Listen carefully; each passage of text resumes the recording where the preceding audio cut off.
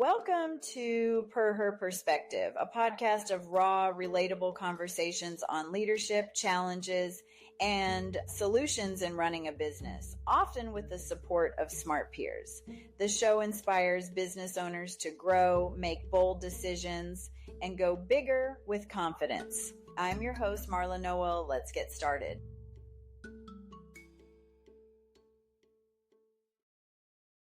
Welcome to Per Her Perspective. My name is Marla Noel. I'm your host today. And I'm interviewing Nicole Odom-Hardnett. Correct. She is a PhD visionary entrepreneur and a dynamic serial entrepreneur. Respected author and nationally recognized thought leader with a steadfast commitment to transforming lives, systems, and communities with an entrepreneurial spirit fueled by purpose. She's built a legacy of innovative leadership and service across multiple industries. She's a visionary founder and CEO of FocusPoint Solutions, operating as FocusPoint Behavioral Health, a high-impact behavioral health organization established in 2010 under Dr. Hardnett's leadership.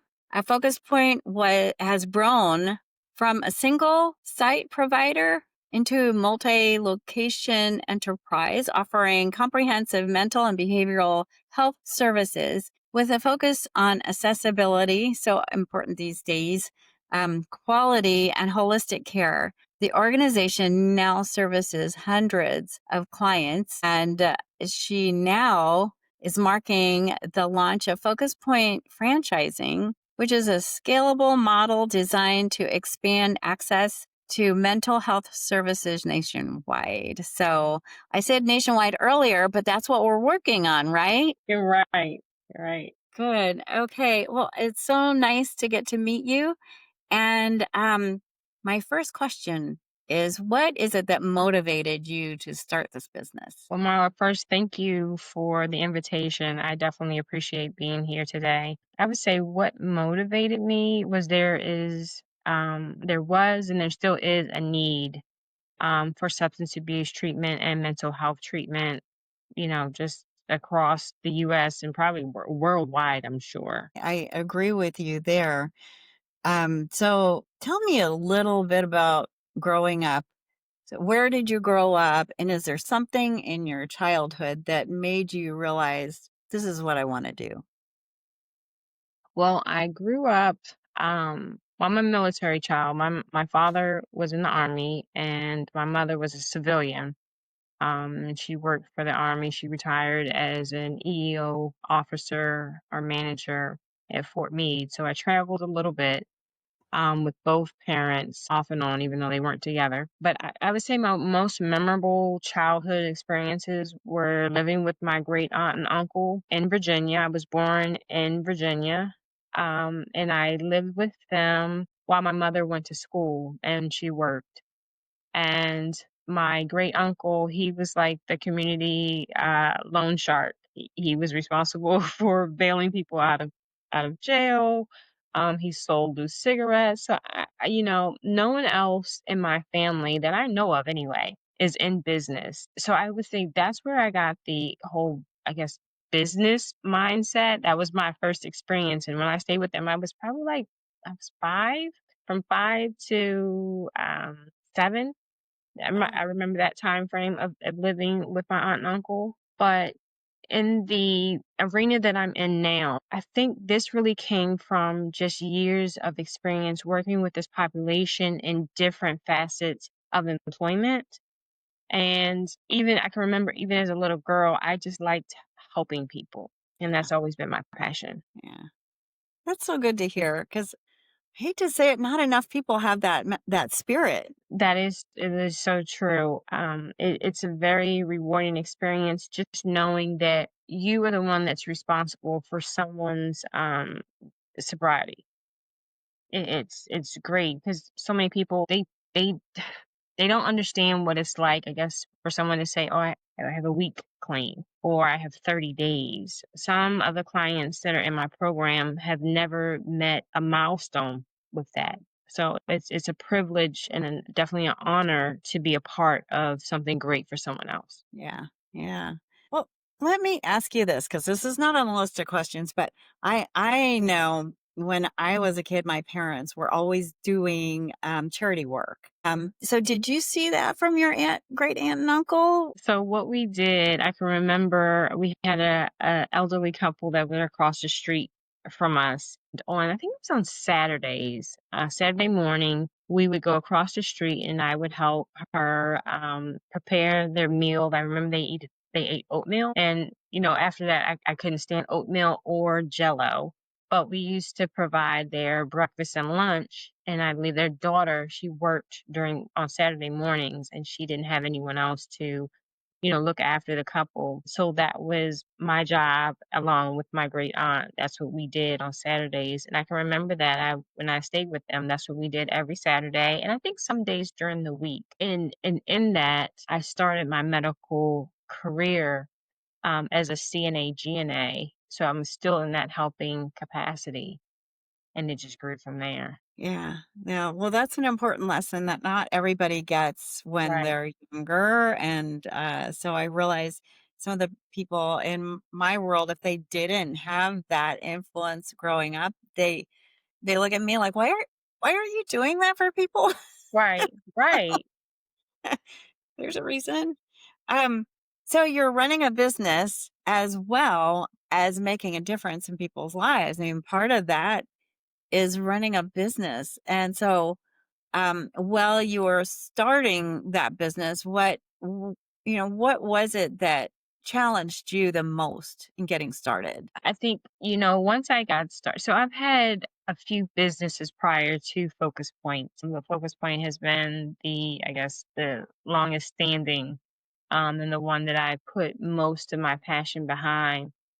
I think the challenges really came in during the initial process of starting up, the whole licensing process, because there was such a long wait. I can remember with my first Focus Point Behavioral Health location, I secured and was approved for the property on August the 30th, which is my birthday. Um, so on August the 30th, I completed the application and got the approval like later that evening. And I don't know when this podcast is going to air, but I'm going to say happy birthday, because it was just a few days ago that you had a birthday. So happy right. birthday. Thank you. Sorry. Thank you. I appreciate that. No problem. So on August 30th was I secured the location, my first location, and it wasn't until November of that same year. So this is in 2016 for Focus Point Behavioral Health when I got actually my license. So you can't apply for other credentials like your Medicaid, Medicare, and those type of things until you get licensed. And no, the survey didn't come out until uh, March of 2017. So from August to Uh, March, I am responsible for the rent, the utilities, and licensing fees. So that was extremely stressful for me because no one could tell you, how long you're going to have to wait. It's just a wait. And I'm right next door to parole and probation, which was very busy, and they're asking every day, okay, when are you going to open? When are you going to open? And for me not to be able to tell them, oh, I'm going to open in a week or 2 weeks every day, it's like, not sure yet. I haven't had my survey and those type of things. So explaining that to people have never been through this process, and they're like, okay, you're never going to open. So, and one of the things that I think about is, as a lot of women starting businesses don't borrow money. yeah. What did you do to cover those costs? So, fortunately for me, my husband had a very good contract at the time. So basically, he was giving me money to support the rent, the utilities, and those type of things. But also, I had maxed out the credit cards that I had with buying the desks, chairs, all types of furniture, copiers, and those type of things. So it was truly a blessing that he had a really big contract and was able to provide for me to assist me in opening. Well, borrowing from friends and family That's like one of those banks of the friends and family. So, Right. so are there any disciplines that you want to share about what you learned about when you were running your business? Like, what do you think was really important to that whole process? So, I mean, in business, sometimes you get a curveball just straight out of left field and you don't know what to expect. It's how you react to that. I mean, everybody goes through their trials and tribulations during business, whether in their highs and their lows, whether it's good or whether it's bad. It's just, I can remember a time where I just broke down crying. I was like, this is never going to work. And so I had my moment of a pity party. And the next day it was, girl, pick yourself up. You got to get back to this. You can't give up. So being able to, okay, having those moments of sorrow, frustration, crying, or whatever suits you is fine. But as long as you can recover from that and don't give up on your dream, because there's always another question, another person, or something that's going to spark you and get you back on track. So you look for those people or those things that are going to say, okay, get yourself together. How about trying this? Call this person, a pain in somebody's behind to get things moving as quickly as possible. Like you said, the squeaky wheel, gets the grease. So you have to do what you have to do. Yeah. So, what is really important, what you just said, you asked for help. Mhm. So, and you're part of WPO, Women's Presidents Organization. Right. So, how has that group made a difference in your running your business? I think WPO has made a big impact on me being able to run the business effectively. One thing is these women, they're powerhouses beyond belief, first and foremost. In our group circles every month or the conferences, I listen to what people are doing that are making them successful, making their business grow and thrive. And that way I know if I'm on the right track or maybe I should tweak some things. So being in the room with these women has really helped me to know, okay, you should do this or let's try this. Or if I have a problem, I can come to them and say, look, I'm having a problem with this. Has anyone been through this situation before? Mhm. The one thing that I really learned is when you get to a certain amount, because I'm in the seven figures now, that a CPA is needed, which was the best piece of information that I received from one of our groups in one of the conference. It was verified, so I've heard it twice. And so that's what I've obtained. I've been working with, actually, she's a WPO sister. And I've been working with her for the last, I think it's almost been 2 years now. And so I'm able to really grab a hold of my finances and know exactly what direction the company is going. Good. I are a CPA. So, of course, I think that's important. But it's, and so many business owners don't figure out what a balance sheet is until they've had the business for so many years. Right. Right. Or either you can't buy a house, you can't buy a car, you can't buy property. So, those things are very important. It's once if you really want to grow your money, you need to work with a professional to assist you in growing. Yeah, I agree. Is there anything that you wish you had done sooner in running your business? I wish I had done sooner. Probably getting this a CPA. Yeah. So, okay, so one thing I think I found interesting is that you have a blended family with 7 children. Yes. How are those Thanksgiving dinners? Thanksgiving is not as packed as Christmas because since we're blended, we have some kids that spend their holidays with the other parents. But Christmas is definitely our family's holiday. So most of the kids, if not all of them, at one time or another, usually we'll maybe miss one in a Christmas setting, but usually the house is packed. So Good. everyone has their room that they like, and the food that they want. They send Christmas lists, and these kids are older. The youngest is 23, And they but still want their favorite food, they right? still want their favorite food. I mean, Christmas in my house is so serious that I've already made arrangements and scheduled a date for the Christmas decorations to go up. Exactly. That's awesome. I Right. should do that, actually. Very smart of you. So, you're founder of IQ Focus, which is a cutting edge electronic medical record system, EMR, tailored to the needs of behavioral health care providers. How does that work? So I have had a electronic medical record system probably, I don't know, 6 months into opening the FocusPoint Behavioral Health portion of the Wow. company. So I'm on my second one. And within that, I have several licenses. So I'm licensed for substance abuse, mental health, psychiatric rehabilitation services, which is another part of mental health, DUI, supported employment, and there's a few more licenses I have. So these are the programs that Focus Point operates. And in that, the EMR system is responsible for capturing all that data. Well, I have so many programs that the EMR systems that I currently have and that I've had previously have not been able to capture all the data for all the programs. Yes, it may work perfectly for substance abuse or maybe just mental health, but there are certain types of notes that are required for supportive employment or the other programs. And I couldn't find a system uh, that would fully encompass all of the programs and be able to take the notes and treatment plans and things like that effectively. So I was like, okay, I think there was one company that I found, but the fee was just astronomical. And Yeah. I'm like, you know what? Let me just try to build my own. So that's what we've been doing. I A actually true work entrepreneur, I'm just going to have to say.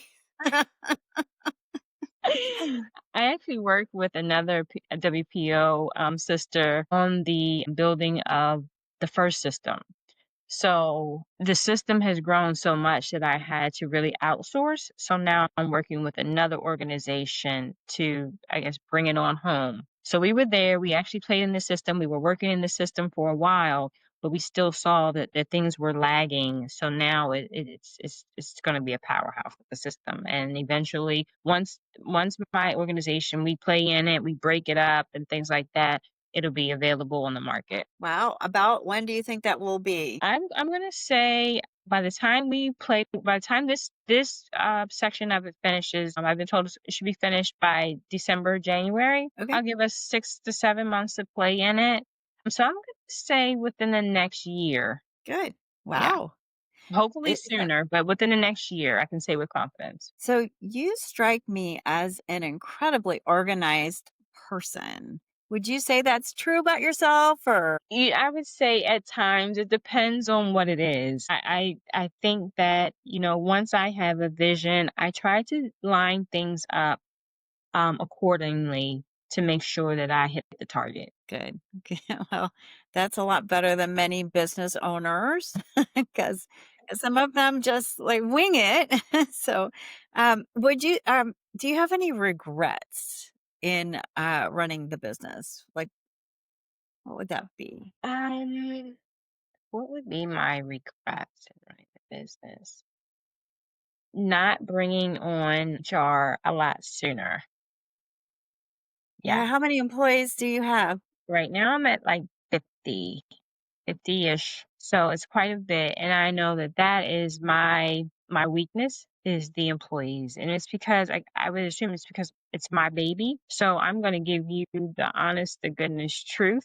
And I've been working on myself with making sure I don't hurt anyone's feelings or step on anyone's toes with that conversation. But if you ask me something, I'm going to tell you how I feel Well, or the reason why we can or cannot do something. And so sometimes I have to pivot, and my husband actually handles HR. That's what he's been doing for the last 30 years. So good. I just push everything off to him. Yeah, that's smart. Delegate, delegate, delegate, That's right? right. That's Like, right. um, okay, you've got 6 books that you've written. Yes. So, which book was your favorite book to write? I'm gonna say my first book was my favorite because it wasn't intentional for me to write books. I actually was doing a favor for a friend because she always said, "Oh, I want to write a book about my life and yada, yada, yada." So I actually, sought out to find her someone to help her write the book. Within that, I kept getting all these calls from, telemarketers or whomever asking me, "Hey, do you want to write a story? Do you have a book? That you want to have a story you want to talk about?" I'm like, "No, I do not." And so someone said, "Everyone has a story." And Yeah. I'm like, I couldn't argue with that because everyone has a story. Mhm. Or whether you realize that or not, there's something interesting, or whether it's your whole life or part of your life that has happened to you that other people can relate to. And once that individual said that to me, I was like, wow. So I thought about it and I asked my husband, I said, I want to write a book. I have no clue what I want to write about. And so I was like, I think something happened with one of the kids. And that's how my first book is Blended to Perfection. And Blended to Perfection is about one, my life, how I got to become who I am, my personality, trials and tribulations, and my past that I've gone through and made it out successfully. But also, it talks about a few of the kids in the book and how our relationships are, things that I've gone through with them, onto me opening my first location, being in business, and what that experience is like. So Blended Perfection was definitely therapeutic for me because I did a lot of reflection. Yeah. Yeah. Well, so you have experiences about your children in the book. Did any of them object to what's in the book or? No, because everything was truthful. I didn't go really, really deep, even though one of them said that, he didn't mind me sharing his experience because a lot of people are going through this. A child who has an addiction. Mhm. And that is a hard thing. And for someone to go through that and not have anyone to talk to, because I didn't have any friends that experienced that. Um, yeah, he was definitely willing for me to talk about it. So I'm wondering, since you said you don't have any friends that experience that, but I'm learning there are probably a lot more people out there that have experienced that, but they're not talking about it. Exactly. Yeah, none of my girlfriends or, guy friends at the time or any of my associates had any children that experienced addiction. So I didn't have someone say, okay, what did you do? What should I do? It was all instinct and just prayers, lots and lots of prayers. So after the book came out, did you have any of your friends that came out and said, yeah, I would say not my friends. I had one friend that it was probably a couple of years after because her son was much younger, that experienced the addiction. Other than that, I've had other people who have read the book who have told me, may have messaged me or something and yeah. said that yes, this was very helpful, or thanks for bringing this to the light, or what to look for in their teenage child. Yeah, that's so important because if you haven't experienced it, then so I have one of my friends had a son that committed suicide, and so now he's just hell bent to help other people recognize the signs. Yeah, so it's as a parent, you're not trained in that kind of thing. It's not. There's Definitely no not. handbook, right? Exactly. You mean you just don't know what to expect when you go through a situation like that, especially if you have, like I said, no one to talk to about it or even understand. Because if you have a friend and their child is doing great and they're exceeding overwhelmingly, but then you have this child that's sitting in the corner and you're asking what's wrong with them, they keep telling you nothing. It's like, okay, what do you do? You have to keep going. You have to keep snooping. You have to keep asking different questions. But at some point, you don't know what questions to ask. Yeah. So yeah, it becomes, very frustrating. And then you look back and say, how did I fail? Where did I go wrong? There's that also, that guilt. Yeah. And it shouldn't be guilt, right? Right. Right. Yeah. Yeah. Because you For have to some. remember that they may be your kids, but they are human beings also. And Yeah. they're going to do what they want to do, what they think may be right or wrong at any given situation, at any given time. But you have to make sure that your doors are open for communication at all times, no matter what. So when they tell you they did something that you may not agree with, you can't, push them away and just isolate them or punish them for without talking to them. This is a different day and age that we're living in, and you really have to be open and have that open line of communication with your kids. Yeah, yeah. That's such a valuable message. I have heard some parents that have gotten angry at their kids and shut them out. Right. And like That's that's the opposite thing to do, That's right? the worst thing to do. That's the absolute worst thing to do because, where do they turn? Mm, And luckily I kept going, I kept digging because I wanted to find out what is wrong with my kid. And this is yeah. before I got into treating individuals for substance abuse and mental health. So I'm like, oh, I just couldn't figure it out. But I think it was really through the grace of God that I got into his phone, and I don't know how I figured out his passcode or whatever, but that's how I found out that that was what I was thinking was definitely truth. Yeah. So you just kept digging and trying to find the answer until you got the answer. That was it. Wow. Yeah, good message for parents out there. And it sounds like your business is constantly providing good resources for people in need, which leads me to a question that I have because you've done so many things in healthcare and you're such a leader. Um, and you focus on women's empowerment, so which is dear to my heart, of course.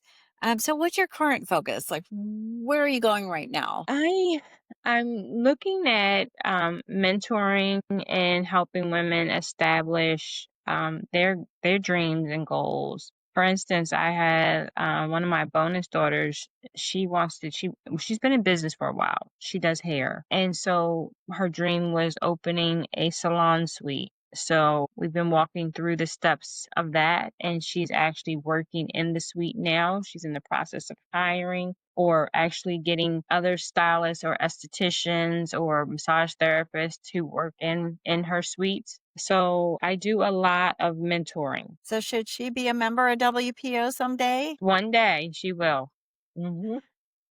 Yeah, that's awesome. So, do you have any regrets in running your business? Regrets in running my business. I honestly wish that, so right now I'm leasing all my locations. I wish that I had purchased a building prior to this point because I'm looking at purchasing next year because I have two leases that will expire in 27. So I said at the top of the year, I'm going to start looking to purchase a building. And it'll Good. not a building it won't be just for Focus Point. It'll be a multi-purpose building Mhm. so I can lease spaces out to other entrepreneurs or whomever is interested in a space. So Yeah. I wish that I had purchased property. And I've purchased a property before, but it was in an area where the building next door was about to collapse and the city asked to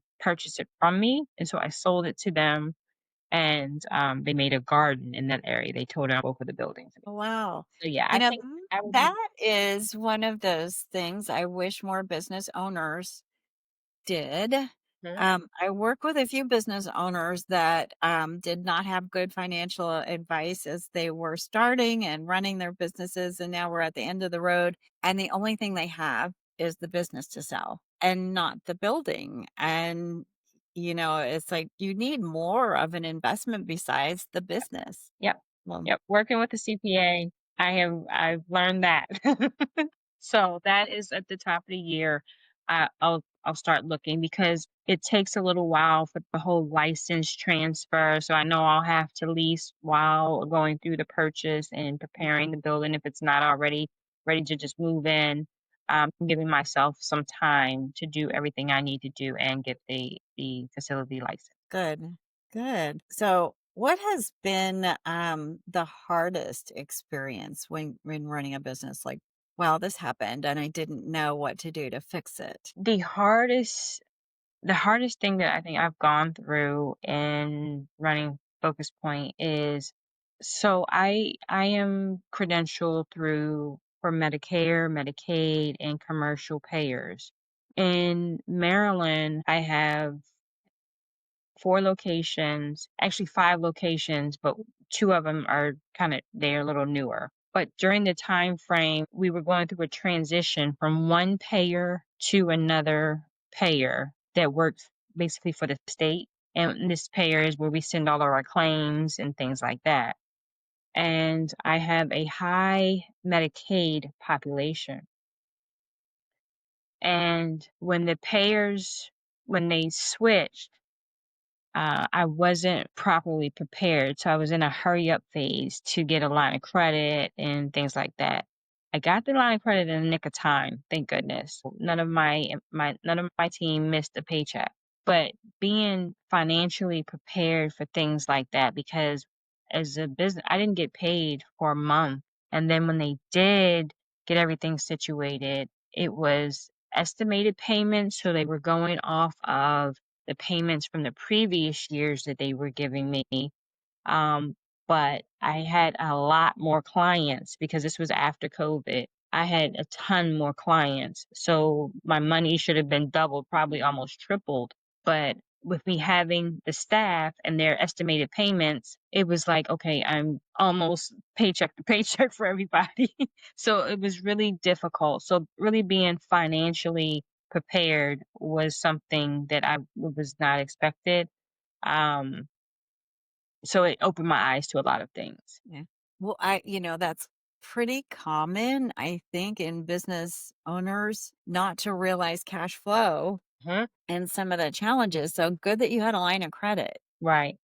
Yeah, it just came in the nick of time, and luckily I really paid attention on the provider calls and our meetings that we had leading up to the transition, because if not, I would have been in some real trouble. Yeah. Yeah. Yeah. That's a hard lesson. It definitely was. It opened my eyes. I have a whole fund over, stashed away just for rainy days, just in case something crazy happens, someone's system goes down and they can't pay. Um, I have line of credit, everything now. Like I'm ready. That is so smart. Yeah. So I teach a class in financial management, and I say have 6 months of operating expenses, which is really hard Yeah. to have, but it makes your life easier when you decide to do something big. It does. It really does. Yeah. What would your employees say about you as a boss? How would they describe you? Well, a few of them would say that I'm very nice. I'm pretty patient. I'm a good listener. That's only a small handful. And what I'm hearing is a lot of them are afraid of me, which is, I don't know if that's a good or a bad thing. Because I'm usually on our meetings, I'm very serious. I've tried to be a little more lighthearted, a little jovial. So they're not afraid of me. But I think that's kind of a good thing because they don't want to let me down. So I've heard that also Good. from my Yeah. clinical directors. Yeah. Yeah. It's really hard having employees and you have a lot. That So, is the hardest thing ever, to have yeah. employees. It's fine when you have a business and it's just you, then you only have you to kick in the butt or whatever. When things go wrong, you only have yourself to blame. But Mhm. having employees, if I did not have my husband to manage things on the employee side, and Yeah. now I've actually hired another HR person because I found my husband's strength is in writing our grants, Yeah. and responding to RFPs. Mhm. So we've just hired, I think she's been with us for almost a month now, a person who is dedicated to human resources, which is great. So we Yeah. should have more cash flow coming in. We have someone that's paying attention to the team. And so, yeah, it works out a lot better. But that employee thing, for those people who don't know, who are thinking about hiring, oh my gosh, they'll promise you the moon and the stars on that interview. But then you're like, who is this person? The what, Dr. Jekyll, Mr. Hyde. Yeah. You interviewed Dr. Jekyll and Mr. Hmm. Hyde showed up at the That's business. right. Oh, funny. So it sounds like you have your personal life and your business life a little integrated. So how does having the business affect your personal life? It at one time it was really stressful because so FocusPoint Behavioral Health opened in 2016. That was the licensing time. First location. I was ready for my second location in 2018. Or just before. And so at that time, my husband came on. He was working part time, which is helping me out with some spreadsheets, some cash flow, projections, and things like that. And then it's been almost 2 years now. He's been full time, so he let go of his business partner and his businesses, and he's been with Focus Point. And when he came aboard, that was a struggle for us. We were bickering all the time. We couldn't agree on almost nothing was agreed upon. And I think that it was me because I was still really, really intricately involved in the day to day operations. And so we had a conversation, and he said, do you want to be a shop owner or a shopkeeper? What you want to do? And he's Oh, like, you've good hired question. these people and they're supposed to do what they're supposed to do. He said a real business owner looks at the reports, comes in on meetings, and any new stakeholders that come about that they maybe want to meet you or you're interested in, you sit in on those meetings and those type of things. And so I thought about it. I'm like, okay. So I'm still like, whatever. But we were still arguing. I'm like, look, I really like this relationship, or at least I did before he came to work full time. I'm like, do Yeah. I want to stay married or not? So I realized that I had to back away and trust the process. So it was really, really difficult for me at times. I'm like, okay, what do I do today? Because I'm not in the day-to-day operations. Like I wasn't in the buildings all the time, but I was on every call. I was talking to the director like a couple times a day. I was just really doing too much Yeah. is really was what I was doing.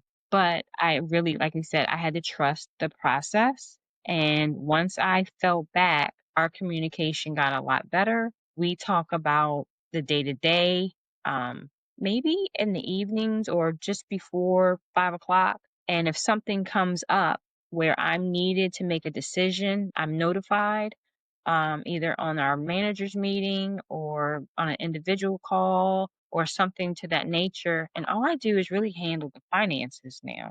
And I look for different things like the IQ Focus or, the buildings next year and those type of things. That's what I handle, or any new projects. If we're working with, let's say we work with the moms program with Yale, it's a partnership with us, those type of things. I can add my 2 cents in, decide who's going to pick up those pieces and work on those projects. And then I just follow up. Okay, you said something so important that so many business owners don't get until it's maybe too late. So I love this. So you talked about letting go, and it's like in the book Traction, they talk about letting go of the vine. It's like you let go of the vine so the business can operate the way of business. So you're working on the business, not in the business. Correct. How does that feel? Sometimes it's a little scary, but that's just my own insecurities, my own anxiety, because, when you build something from the ground up, you want to tell it, no, don't, you're going to need to turn right, not left.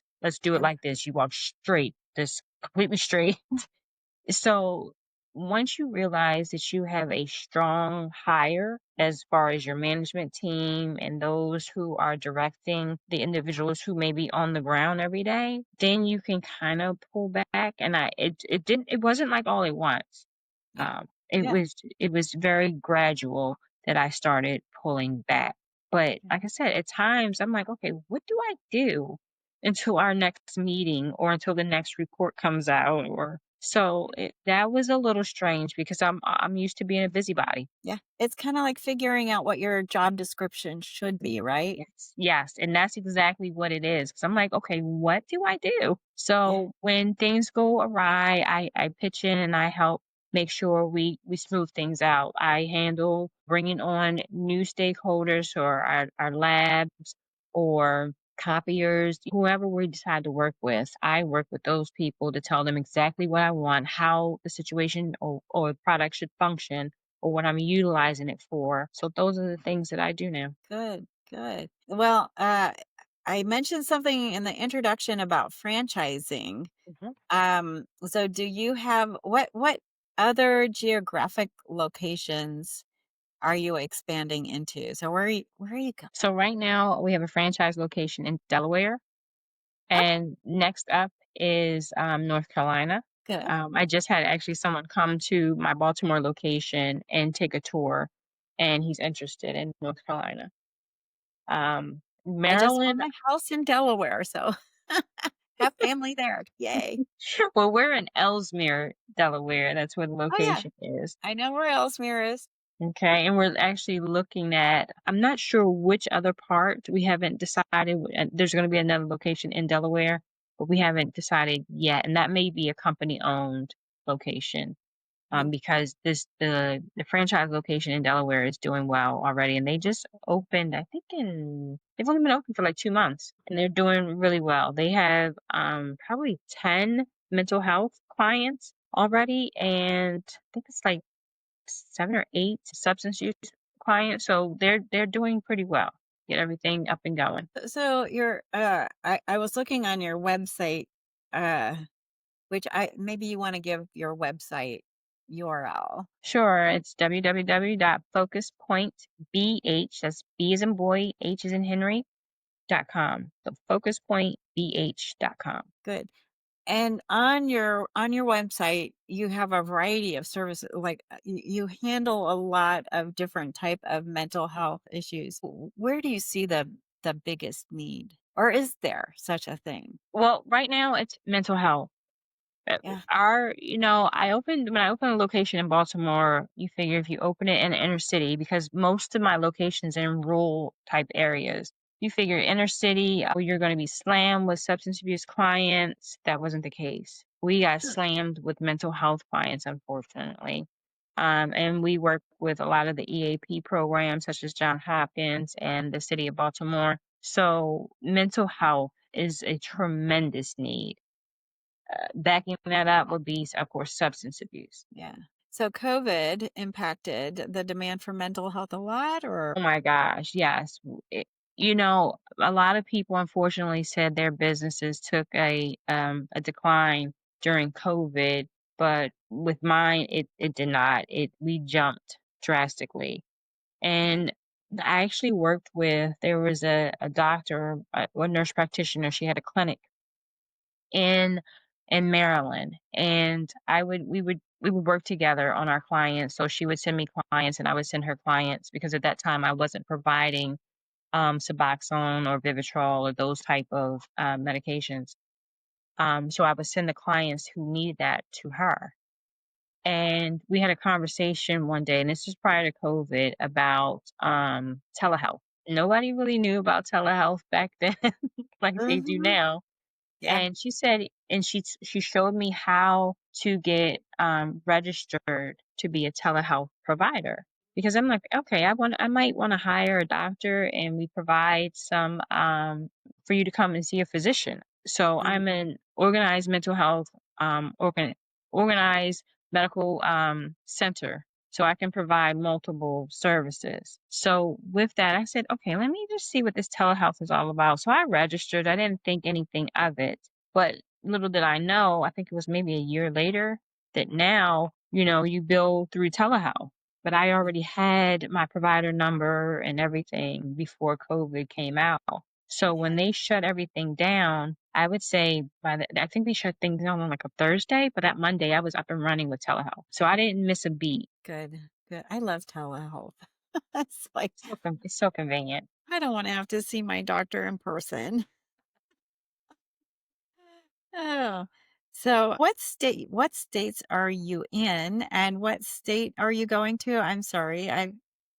You're So I am in Maryland. I have 5 locations in Maryland, and 2 of them we specifically provide services for the court system. We also go into the prisons once people are when they're about to be released. They're 30 to 60 days of release. So Maryland is a big location for me. and Delaware is our franchise location. And then I have Tomball, Texas, which is a very new location. We're just starting to hire. So anyone needing a position for mental health or substance abuse, we are currently hiring. We were always hiring in any location, mental health therapist, Yeah. always.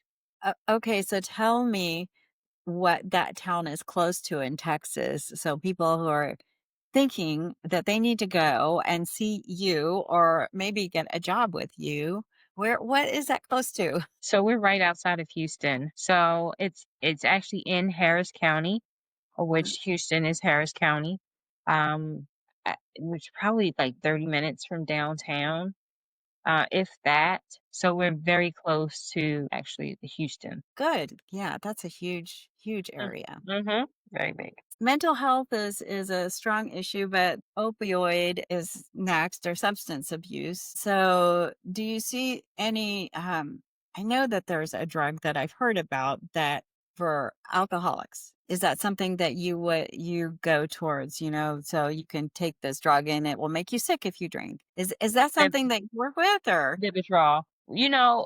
There. So when we first started our medication assisted treatment program, that was something that was really, really big.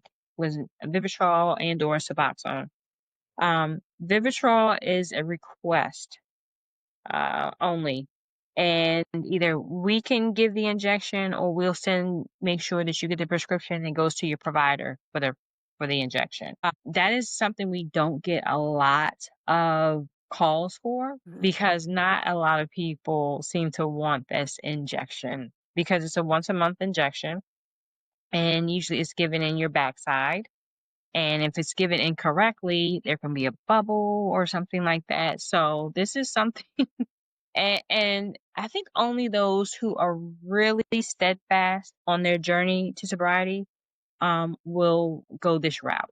Because Yeah. again, you do get extremely ill, if not even, possibly death if you drink on this drug. Wow. Wow. So that's a commitment. It is a big commitment. That's why I say those who are really steadfast and want to really hold themselves accountable, those are the individuals that we prescribe Suboxone to. Wow.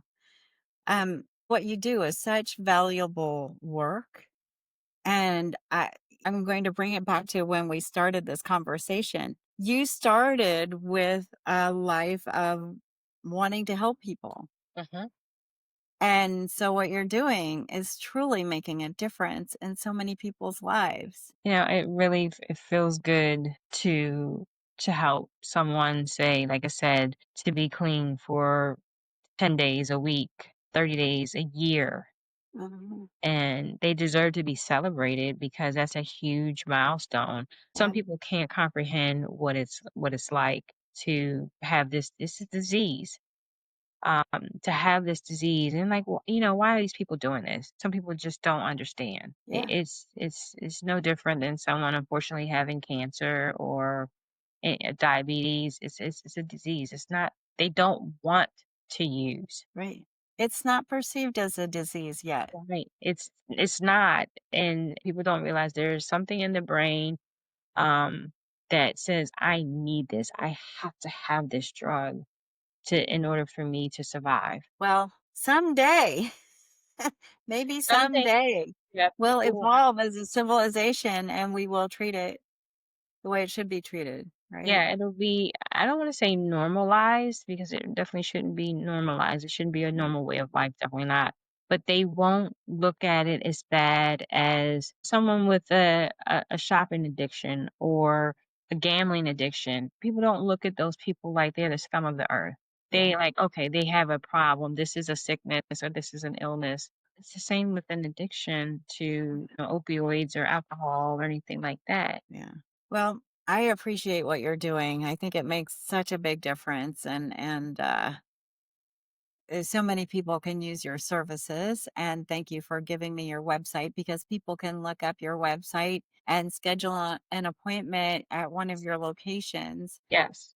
That's really important. Is there a question that I didn't ask that you would like for me to ask? No, I think that I can't think of anything I also think we've covered a full range of things. We've talked about the blended family. We talked about the business.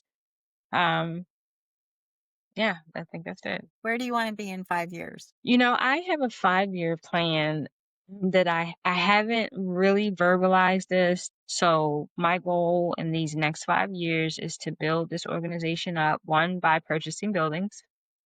Give me some Yeah, property good, and probably add a few more programs. good.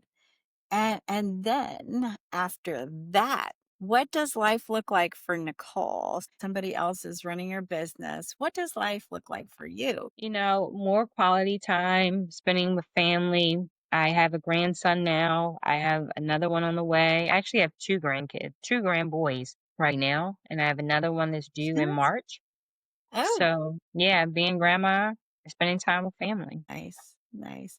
Well, I thank you very much for being on my podcast. You're a fascinating woman and you've done so many things and accomplished a lot. And I don't think enough people realize that only 5% of women business owners are eligible to be in WPO. And what I mean by eligible to be in WPO is to have revenues of more than $1 million. Very few, less than 5%. So that's a huge accomplishment in and of itself. You're driven and you've done a lot of the right things to get there. So thank you for being on my podcast. I am really happy that I had a chance to interview you and to hear your story. Thank you so much. It's definitely been a pleasure. And hopefully, someone will gain something that sparks their attention and put some wheels in motion to their next journey.